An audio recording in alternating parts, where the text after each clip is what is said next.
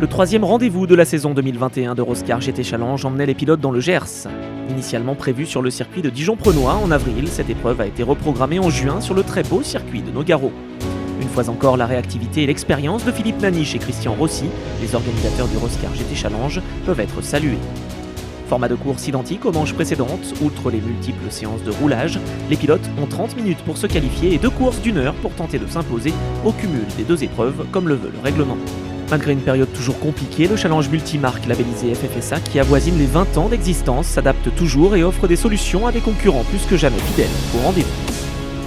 Nous sommes très satisfaits de venir vous rejoindre ici en France, dans votre championnat Euroscar.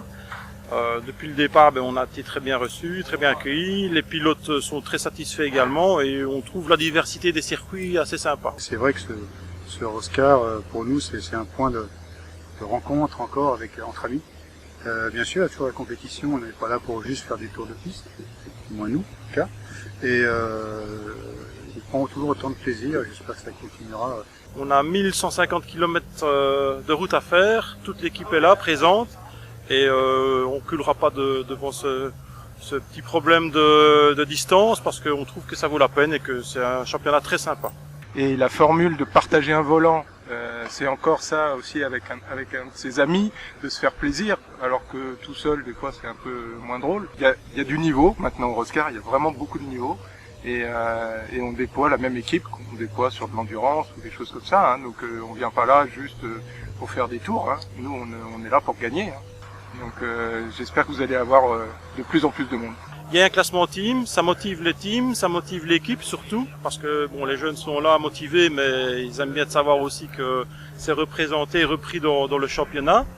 Et les pilotes sont satisfaits aussi de nos prestations, je pense en tout cas.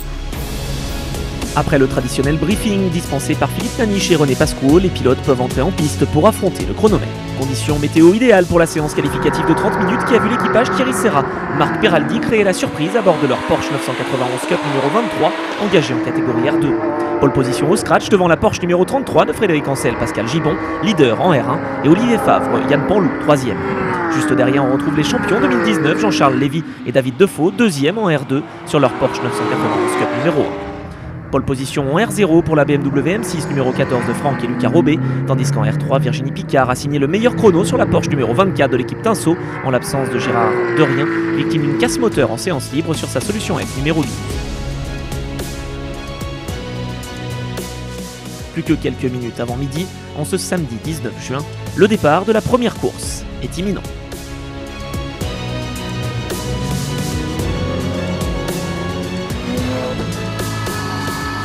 Superbe envol de la Porsche numéro 33 de Frédéric Ancel qui prend tout de suite les commandes de l'épreuve devant Thierry Serra, alors qu'Olivier Severini doit lui s'élancer des stands. On va retrouver Yann Panlou en caméra embarquée à l'attaque sur la Porsche numéro 23. Après quelques hectomètres seulement, les 2 Porsche engagés en R1 retrouvent les avant-postes, la 33 de 27. Karl Van de Vostin et Michel Mithius sur la 35 de l'équipe 911 Impact sont déjà en embuscade derrière la 991 Cup de l'équipe Tinsault. Rapidement, c'est un duel qui s'engage pour la première position entre les équipes Porsche Lorient et 2B Autosport. Pendant cette première demi-heure et avant la fenêtre d'arrêt au stand obligatoire, Frédéric Ancel résiste aux attaques de Yann Panlou.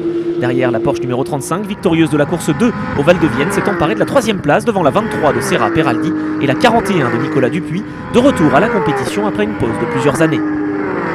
Leader en R0, la famille Robet sur la BMW M6 numéro 14 de l'équipe Race TVT suit de près ses équipiers Frédéric Bessière, Cyril Lab sur la Porsche numéro 40, 3e en R2 derrière Serra Peraldi et Georges Canas qui va malheureusement se faire une petite frayeur sous les yeux des commissaires de piste. En R2, la lutte fait rage entre la Porsche numéro 40 de Bessière Lab et la numéro 1 de Lévy Defoe, tandis qu'Olivier Severini remonte fort dans le classement après être parti des stands, il est 8e au 11e passage.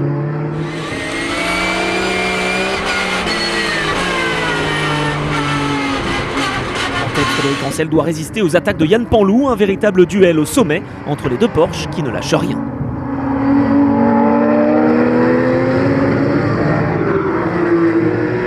En R3, Virginie Picard s'accroche aux échappements de Damien Roche et voit déjà revenir les leaders derrière elle.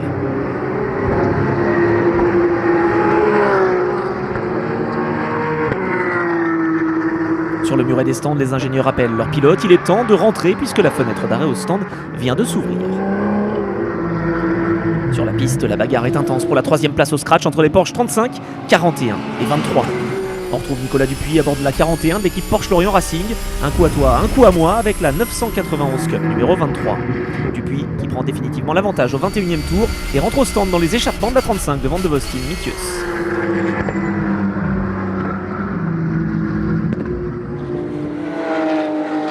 En piste, Ancel et Panlou continuent de mener et n'amusent pas le terrain.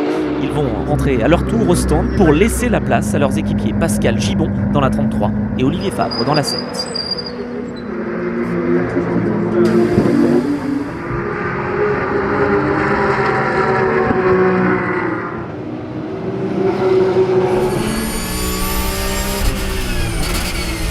Classement général modifié à l'issue de la fenêtre d'arrêt et des handicaps de temps en fonction des résultats des épreuves précédentes. Olivier Favre pointe en tête de course devant Pascal Gibon et Nicolas Dupuis à l'attaque à bord de sa Porsche numéro 41. Coup dur pour la BMW numéro 14, 7ème du général et leader en R0 qui doit passer par la voie des stands pour purger un stop and go. Alors qu'en piste, les choses s'affolent à moins de 10 tours de l'arrivée puisque les deux Porsche de l'équipe Lorient Racing sont désormais en tête de cette épreuve. Retour à la compétition, Nicolas Dupuis semble très à l'aise sur ce tracé de Nogaro, long de 3 km 636. Il est revenu à moins d'une seconde de Pascal Gibon, le leader. Dupuis sort mieux du dernier virage et va peut-être tenter une attaque sur son équipier. Oui, c'est fait au freinage du premier virage. Changement de leader dans cette course, décidément très disputée. C'est également serré pour la victoire en R2 entre Marc Peraldi, Jean-Charles Lévy et Cyril Lab.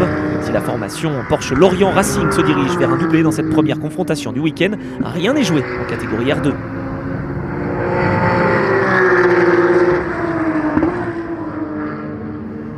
Jean-Charles Lévy a pris l'avantage sur Marc Peraldi et c'est désormais Cyril Lab qui se montre menaçant sur l'épaule même. À l'issue de cette course d'une heure, la victoire revient à Nicolas Dupuis au scratch et en R1 devant Gibon Ancel et Van de Vostin Mithius. En R2, Jean-Charles Lévy et David Défaut l'emportent. Les pilotes se sont donnés à fond sous le soleil nogarolien et peuvent être satisfaits de leur performance. Victoire en catégorie R0 pour Lucas et Franck Robet, tandis que la pilote paraplégique Virginie Picard s'impose en R3 sur sa Porsche Cayman numéro 24.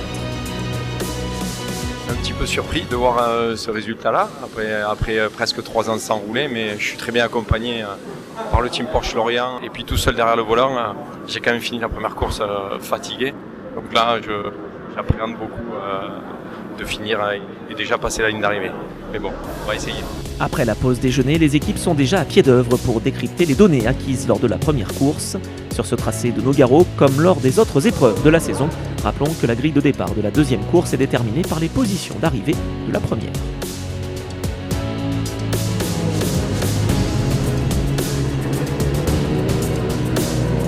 Après une légère averse, le départ est donné à 16h30 sur piste sèche. Le poleman Nicolas Dupuis ne se fait pas surprendre et conserve la tête de la course devant son équipier Pascal Gibon. Peloton groupé dans ce premier tour, pas de changement de position à noter. Les pilotes sont sages en ce début de course, ils ont 1 heure pour se distinguer. Et le premier à passer à l'attaque est d'ailleurs Yann Panlou sur la Porsche numéro 7 du DB Autosport. Après avoir pris l'avantage sur la 35 de l'équipe belge 911 Impact, il va dépasser coup sur coup les 2 autos de la formation Porsche Lorient.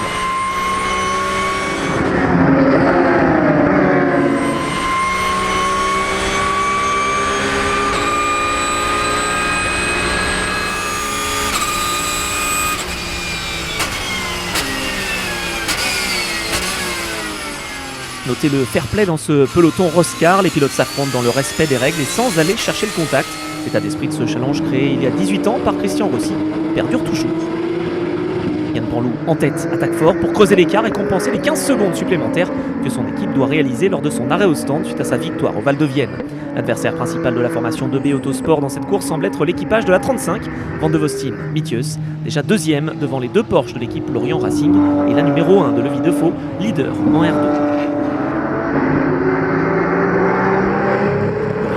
Est soutenu dans ses premiers tours. Malgré la chaleur, les pilotes s'emploient derrière le volant. Dans le peloton, la lutte est belle pour la 6e place au scratch et la 2e en R2 entre Bessir Lab et Georges Canas. La BMW numéro 14 de l'équipe Restivity pointe au 10e rang et mène la catégorie R0. Attention à ne pas se faire piéger devant. Nous sommes avec Nicolas Dupuis juste derrière la Porsche numéro 1 et la Porsche numéro 33. Les champions Euroscar 2019 ont réussi à prendre l'avantage sur Pascal Gibon et pointent désormais au 3e rang du classement général derrière Panlou Favre, toujours leader, et Van de Vostin Mitios. Belle entame de course pour la Porsche numéro 1 qui mène la catégorie R2 assez largement devant Bessières Lab, Canas, Serra Peraldi et Roche 5e. La BMW numéro 14 de Lucas et Franck Robet mène en R0 tandis que Virginie Picard continue son apprentissage à bord de la Porsche Cayman GT4 numéro 24 de l'équipe de Christophe Tinceau.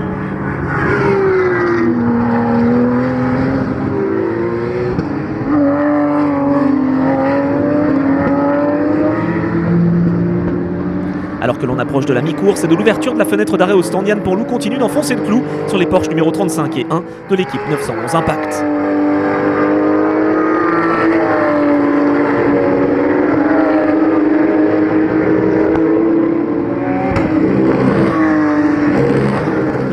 Passage par la voie des stands devrait voir la hiérarchie se modifier. Thierry Serra s'engouffre dans la pit lane, suivi de près par Georges Canas sur la Porsche numéro 28. La lutte pour le podium en R2 est loin d'être terminée. Tandis que Marc Peraldi ressort des stands, les autres concurrents tentent de grappiller quelques dixièmes précieux avant de s'arrêter et de laisser à leur tour leur baquet.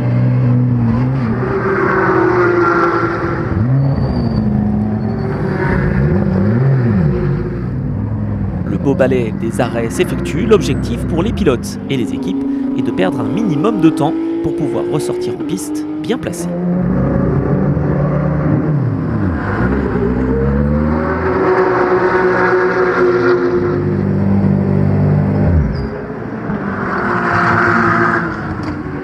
Ce petit jeu, c'est l'équipe Porsche Lorient Racing qui a été la plus efficace puisque Frédéric Ancel sur la 33 se faufile dans le trafic et s'empare des commandes de la course devant la 35.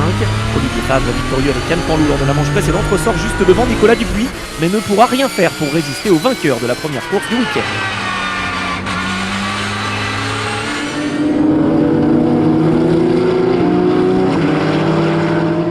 33, 35, 41, c'est le trio de tête au scratch et en R1 à moins de 8 tours de l'agitation du drapeau à damier.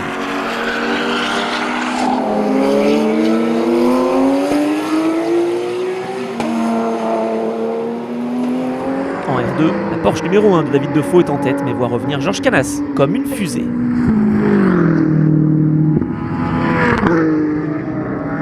Maîtrise totale pour Frédéric Ancel sur la Porsche numéro 33 qui contrôle l'écart avec la 35 de Karl Van de Vostin.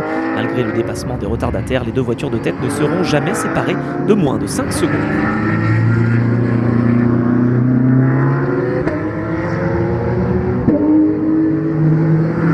Malheureux au Val-de-Vienne, le duo Frédéric Ancel-Pascal Gibon décroche une superbe victoire ici à Nogaro. Karl Van de Vostin et Michel Mitius terminent deuxième de cette course alors que le podium est complété par Nicolas Dupuis sur la Porsche numéro 41.